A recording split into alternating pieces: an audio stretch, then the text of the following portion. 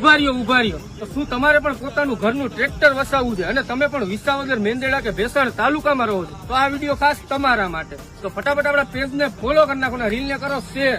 તો કેમ છો મારા વાલા ખેડૂત મિત્રો? શું તમારે પણ પોતાનું ઘરનું ટ્રેક્ટર વસાવવું છે તો જરાય ચિંતા કરવાની જરૂર નથી, કેમ કે આઈસર ટ્રેક્ટર તમારા માટે લઈને આવ્યું છે મિની ટ્રેક્ટર 188